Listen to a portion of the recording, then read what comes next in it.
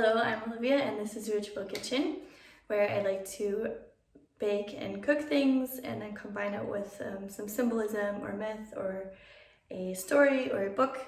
Just look for kind of interesting connections between these different topics. And today I'm going to be talking about the symbolism of the elder tree, and I went and foraged elderberries here in Berlin. And so I'm going to see how many this turns out to be, and if it's enough then I'll make a pie, and if it's not enough then I'll make a compote and maybe do a pie a little bit later after I collect more berries or something like that. Yeah, today I will be donating to the organization Rewilding Europe.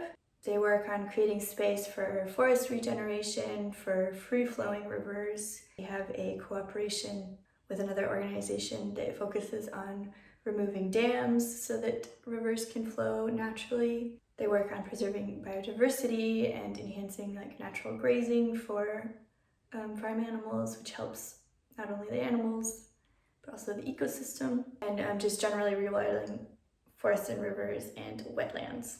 So they will be receiving some coins from me this time. I don't have really any experience with elderberries yet, and I also only just picked elderflower for the first time this year and made a water kefir with it, which was really good. This should be interesting. And what was actually fascinating was the symbolism behind the tree and some of the history, which I had no idea about, so I'm really glad that I got to learn these things. And so basically the elder tree has been written about for centuries for its medicinal properties and all the ways that you can use it for various things. So some examples: the leaves have been used to treat pain and inflammation. The berries can obviously be used for food, in jam, pie, cordials, vinegar. The flowers have been used to treat problems with the throat or coughs. So yeah, it's not elderflower season, but I could use a bit of that right now. The bark and new twigs can apparently be used as a laxative, sometimes helpful, and all parts of it can be used as a dye. So basically this plant has been around for centuries and has been a beautiful ally to humans, and all parts of it can be used. And I had no idea. I just thought it was flowers and berries, but alas, it is more. In English and Scandinavian folklore, they talk about Hildemor, the Elder Mother, who is kind of a goddess of vegetation and death and birth. And the general symbolism of the elder tree is protection. Then there are these kind of life and death themes around it. In the Celtic calendar, the elderberries bloom, or the elderberries come out at kind of the end of the Celtic year. So at the time when things are starting to die and will be reborn again, because the Celtic calendar starts at Samhain, which is what we think of as Halloween. That is the end of the year and the beginning of the new year. And it stands for regeneration, a legacy, kind of what you are intending on leaving in the world, rebirth, death cycles, and creativity and regeneration. Elder trees often pop up in areas that need a bit of help, that have maybe just been burned, or at the side of a road, kind of in often in places that could use some regeneration. And in Europe, they used to plant them around cemeteries to keep evil spirits away. So there's another kind of connection to death. It's also interesting with the color, the colors of the flowers in springtime are that really white color, and the stalks that they are on are like a pale green. And then when it comes to berry time, the berries are black and they've got these bright red stems. So it's kind of interesting, that contrast of color and kind of life, death, color symbolism is interesting. Yeah, and reading about this and kind of like meditating on it a little bit, it brought up the whole theme for me of not really knowing much about the plants around me in Europe. I mean, I missed out on some of the like basic plant education that you get in elementary school because I didn't move here until I was 12. I don't really know a lot about the plants around me, and sometimes I find it hard to connect to European countryside and landscapes because they have been so cultivated and developed and farmed for so long that there just isn't a lot of wild Europe or wild growth forests or areas where the landscape is left to its own devices. I'm always kind of looking elsewhere. I'm looking to South America and to Mexico and also North America where I grew up, and the nature is a lot more in your face.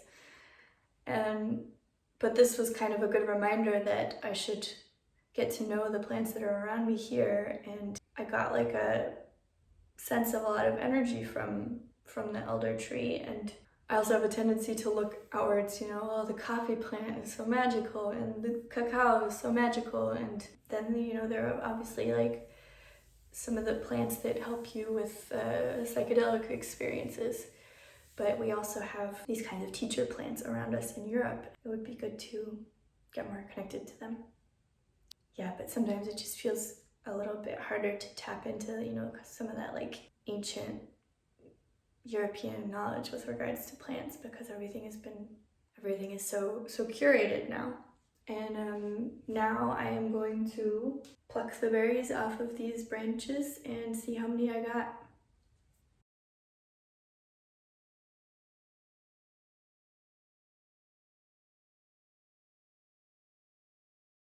Okay, so I picked all the elderberries and I'm gonna just make a compote now in preparation for our pie. Sugar, half a cup, or maybe a third. Third should be good. I'm adding a pinch of salt, some cinnamon.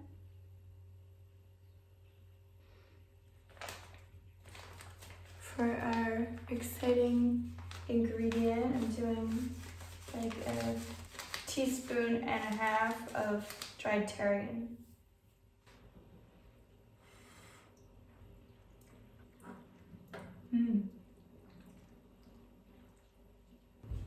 Yeah, just a little squirt of lemon juice as well for our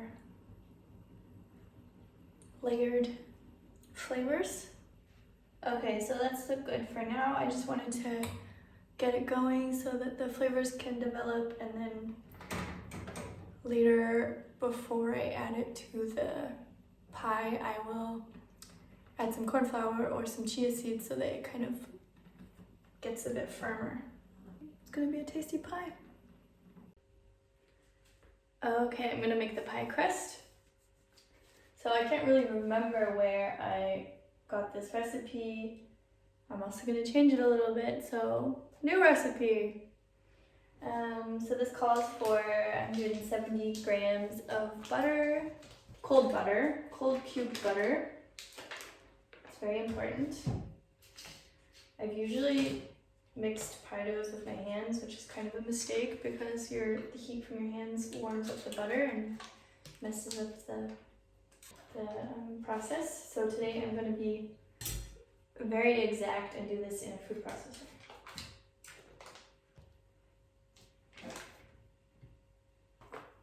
Then 2 cups of flour, 3 tablespoons of sugar. I'm putting in like a teaspoon of cinnamon as well.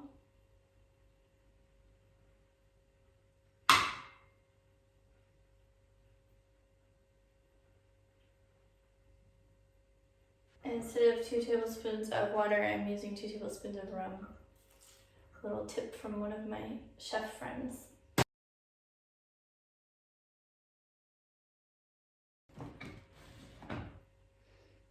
Yeah, so that's how the dough's looking. It turned out good, so I'm gonna squeeze it into a ball, and then put it in some cling film and put it in the fridge for half an hour.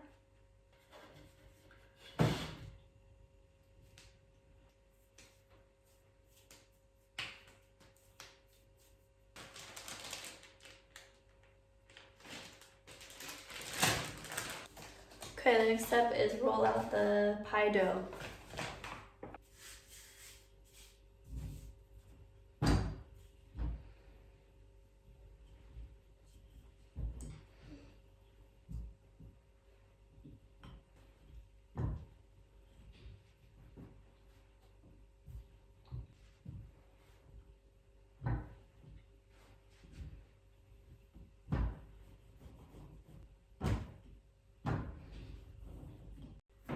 So it's like a couple millimeters. Seems to have worked out quite well, as long as it doesn't stick to the surface too much.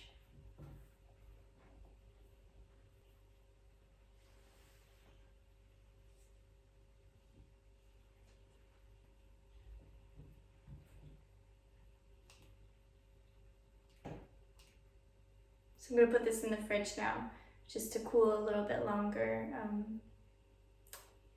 while I finish taking care of the rest of the stuff. Okay, here are the elderberries. I let them sit from earlier, and now I just added 2 teaspoons of cornstarch and about a tablespoon of chia seeds. So I'm heating it up again so that that all gets integrated. Also adding like, I don't know, a tablespoon of butter, which, let's see. I read it on a peach pie recipe, so I'm just gonna try it here. While that finishes boiling, I cut up my peaches like about an hour ago while I was waiting for the pie crust to prepare, and then I tossed them with some sugar so that they are ready to go in a moment. So here's your elderberry mixture.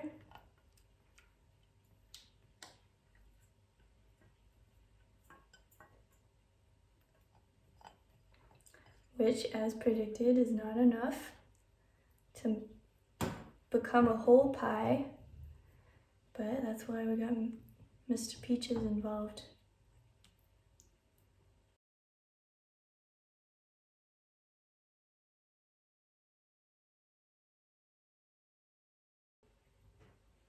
Okay, that's it.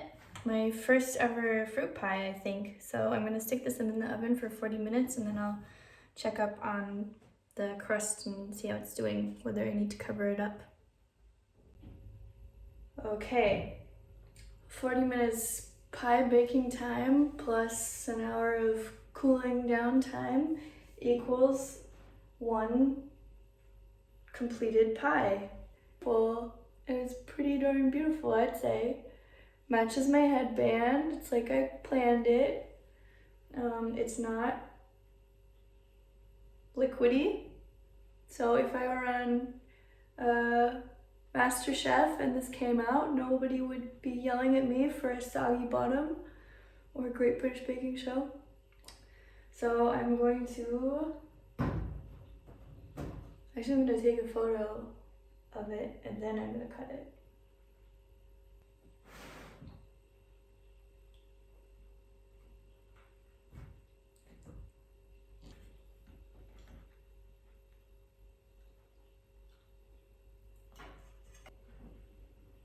Well, it came out. The crust is cooked. It's not like super set, but it works. Cool. Here's the piece of pie. Intact in one piece, not a mess. I don't know, it's just nice to have like these 2 different feelings when eating it. And the crust is great. But it's not too sweet. I only put about a third of a cup of sugar in with the berries, and then maybe like two to 3 tablespoons, and only about like 2 to 3 tablespoons when I let the peaches sit before putting them in. It's not too sweet, which is very, very good. I can recommend it. It's very enjoyable to go foraging and do it yourself, and I can't think of a better way to use berries and fruit than in a pie. So yeah, thank you for watching. Like and subscribe, send this to a friend, leave a comment, and I'll see you again soon.